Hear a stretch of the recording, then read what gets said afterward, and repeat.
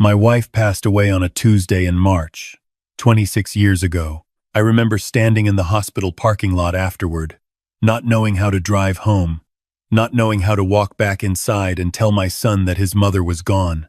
Marcus was 14 years old. He looked at me with those dark, serious eyes of his, and instead of crying, he said, "Dad, we're going to be okay." I was the one who fell apart. He was the one who held us together. I want you to understand who my son was before I tell you what happened to him and what happened after, because none of what came later makes any sense unless you know the kind of man Marcus grew up to be. I spent 30 years as a general contractor in Houston, Texas. I built custom homes, commercial spaces, strip malls out on the northwest side of town. It was honest work and it paid well enough, but it was never going to make anyone rich.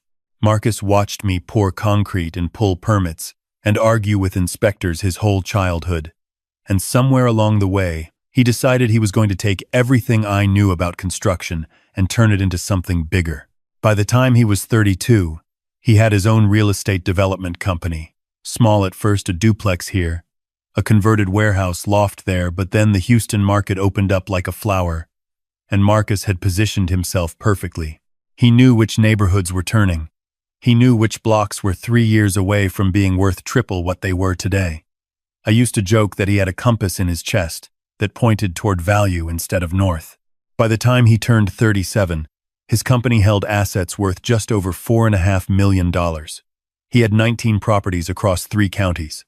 He had a staff of 6 people who loved working for him. And he had been fighting stage 3 colon cancer for 11 months. He never told me how bad it was until it was already very bad. That was Marcus. He didn't want me to worry. He kept showing up to our Sunday dinners looking a little thinner, a little tired around the eyes, and I kept telling myself it was the stress of running a growing business. I should have pushed harder. I will carry that regret for the rest of my life. When he finally sat me down and told me the full picture, the diagnosis, the prognosis, the timeline the doctors had given him, I didn't say anything for a long time. We were sitting on his back porch in the Montrose neighborhood, the same porch where he used to do his homework while I fixed things around the house on weekends. He reached over and put his hand on mine and said, almost exactly like he had when he was 14, "Dad, I need you to be strong right now, because I have some things I need to take care of, and I need to know you're with me." I told him I was with him. I told him I had always been with him. What I did not know at the time was that those words would become the foundation of a legal battle that would consume the next 2 years of my life.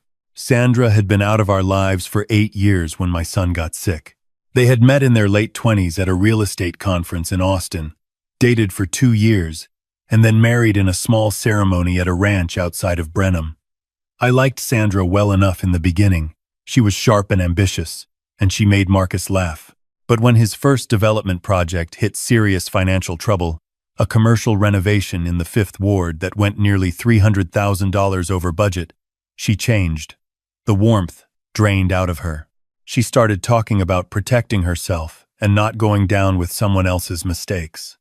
Marcus told me later that she had started consulting a divorce attorney before he had even finished renegotiating his bank loans. She filed 8 months after the project collapsed.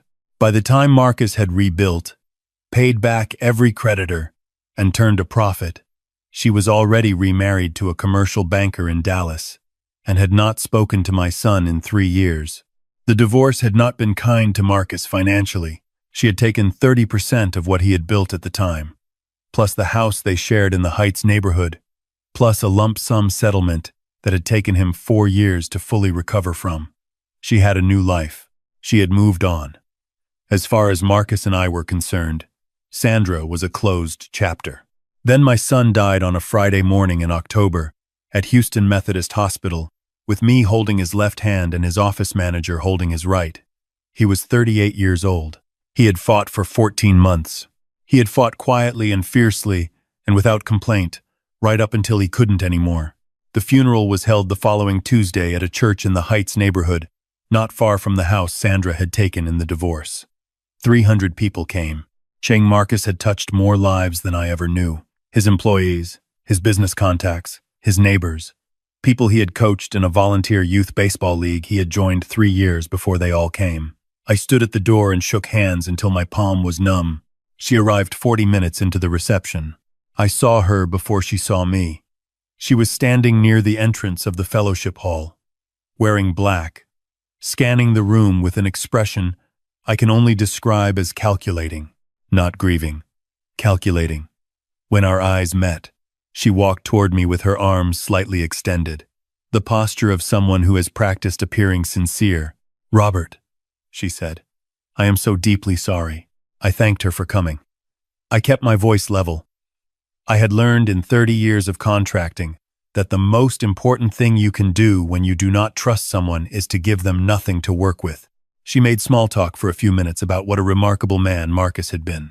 Then, just as she was turning to leave, she said, almost as an afterthought, "I'll be in touch about some business matters. There are certain things regarding Marcus's estate that I think we should discuss. I have an attorney who believes I may have some standing." She was gone before I could respond. That night, sitting alone in my son's house, the estate had named me executor. I called Marcus's longtime attorney, a man named James, who had handled all of Marcus's real estate transactions for 5 years. James was quiet for a moment when I told him about Sandra's visit. Then he said, "Robert, there's something Marcus asked me to give you. He told me to wait until after the funeral. Can you come to my office tomorrow morning?" I was there at 8 o'clock. What James showed me changed everything. In the 6 months before he died, Marcus had done something extraordinary. Knowing that his illness was terminal, knowing that he had significant assets that certain people might try to claim, he had systematically documented everything. He had recorded video statements from his accountant, his property manager, his office manager, and 2 of his longest tenured tenants. He had obtained written affidavits about the timeline of every major asset he owned when it was acquired, with what funds, under what circumstances. He had pulled his own bank records going back 9 years and had them notarized and organized in chronological order. He had made a personal video, just him and a camera in his office, speaking directly into the lens, explaining the history of his company, the origin of every significant asset, and his clear, unambiguous intentions for his estate. He had also hired a private investigator. Months before Sandra ever showed up at his funeral, Marcus had suspected she might try something. He told James that he had seen her drive past his office building twice in the spring, shortly after news of his illness had spread through certain professional circles in Houston. He had no proof of what she was planning, but he knew Sandra, and he knew that she had retained a reputation in Houston real estate circles for aggressive financial positioning. So, he hired someone to watch. What that investigator found was damning.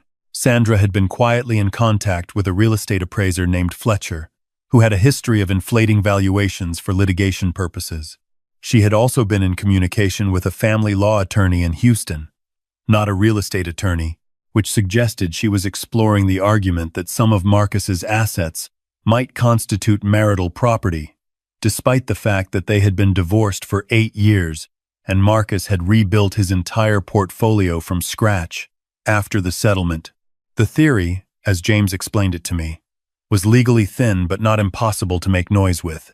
It would depend entirely on whether any of Marcus's current assets could be traced back, even loosely, to anything that predated the divorce. Marcus had anticipated this. Every single document he had gathered was designed to prove, with precision, that everything he owned at the time of his death had been built after Sandra left. Every property, every LLC interest, every dollar in his business accounts, all of it acquired after the settlement, after the clean break, after she had taken her 30% and walked away. I sat in James's office for 3 hours that morning.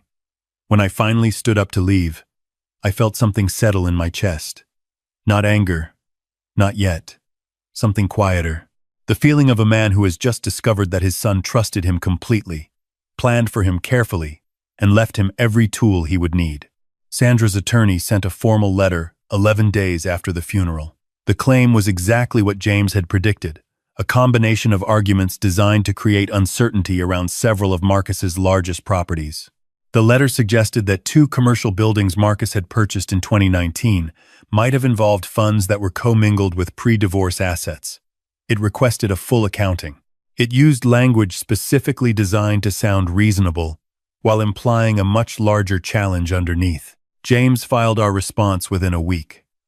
We attached 37 pages of documentation. What followed was 6 months of legal maneuvering that I will not describe in full detail because, frankly, parts of it were tedious even to live through. Sandra's legal team filed motions.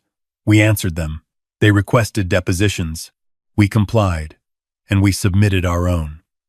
James was methodical and unflappable, the kind of attorney who seems to operate at about half the emotional temperature of everyone else in the room. But there were moments of real ugliness. The ugliest came in February. About 4 months into the dispute, I received a phone call on a Wednesday evening from a number I didn't recognize. When I answered, the voice on the other end was Sandra's. She did not bother with pleasantries this time. She told me that she was prepared to escalate significantly, that she had information suggesting Marcus had been less than fully transparent in his final tax filings, and that unless we were willing to negotiate a settlement, she mentioned a figure of $800,000, she was prepared to make things very complicated and very public. I let her finish. I took a breath, and then I said, very calmly, that she should direct all future communications to James, and that she should be aware that our documentation was complete. Then I hung up. I called James immediately. He was quiet for a moment, then said, "Good. You didn't say anything they can use. And Robert, what she just did may have been a mistake on her part." He was right. What Sandra didn't know was that Marcus's private investigator had continued working at my request after the estate dispute began. And what that investigator had recently uncovered was that Sandra and her appraiser, Fletcher, had gone beyond merely discussing strategy. There was documented communication between them, emails, text records obtained through the legal discovery process, indicating that Fletcher had agreed to produce a fraudulent valuation of 2 of Marcus's properties for use in litigation, a number that would significantly misrepresent their actual acquisition costs and funding sources. That was not a civil matter. That was fraud. James contacted the Harris County District Attorney's Office in March. I did not know this was happening until James called me on a Thursday afternoon and simply said, "Robert, I need you to come in. There have been some developments. The discovery of the fraudulent appraisal scheme changed the nature of everything. What had been a civil estate dispute became a criminal investigation. Sandra and Fletcher retained separate criminal defense attorneys. The civil case was effectively frozen while prosecutors worked. I want to be honest with you about how I felt during that period, because I think it matters. People assume that when justice starts moving in the right direction, you feel relief. And I did feel some of that. But mostly what I felt was grief. Not anger at Sandra. By that point, my anger had burned down to something colder and quieter. Just grief. Because every step of this process reminded me that my son had anticipated it all. He had spent some of his last months on this earth, preparing for a fight he hoped would never happen. He had sat in his office, sick and tired and facing his own death, and instead of resting, he had recorded videos and organized binders and paid an investigator. Because he loved me, because he wanted to make sure I was protected. I think about that often. The civil case was resolved in August of the following year, 14 months after Marcus's funeral. The judge ruled comprehensively in our favor. Every single asset Marcus had designated in his estate, the 19 properties, the business accounts, the company equity, was confirmed as belonging to the estate and passed to me as named beneficiary. Sandra's claims were dismissed in their entirety. 2 months after that, Sandra was indicted on 2 counts of fraud in connection with the appraisal scheme. Fletcher was indicted on the same charges, plus a 3rd count related to prior fraudulent valuations in a separate case the DA's office had been building independently. I was not in the courtroom for her arraignment. I had no interest in being there. Her trial took place the following spring. She was convicted on both counts and sentenced to 4 years in state prison. Fletcher received 6. I heard about the verdict from James over the phone. I thanked him, sat down in the kitchen of my own house, and was quiet for a long time. The day after the verdict, I drove to Houston Methodist and found the oncology floor where Marcus had spent his last weeks. I found the nurse who had been with him during his final days. A woman named Carolyn, who had remembered my son because of his habit of asking the nursing staff about their families and remembering the details at the next visit. She told me something I had not known. She told me that in his last weeks, Marcus had said to her, more than once, that the thing he was most at peace with was knowing that his father was taken care of, that he had handled it, that he had made sure. I couldn't speak for a moment. She gave me a paper cup of water and sat with me in the hallway until I was ready to leave. I have been busy since then. The estate has required considerable attention. Managing 19 properties is not a small task for a 64-year-old retired contractor, even one who spent 30 years in the building trades. I brought on a property management firm that James recommended. I kept 2 of Marcus's original employees, both of whom had been with him for years and knew the portfolio better than anyone. And I did something I think would have made Marcus proud. 3 months after the civil verdict, I established a small, charitable foundation in Marcus's name. It is not a grand operation.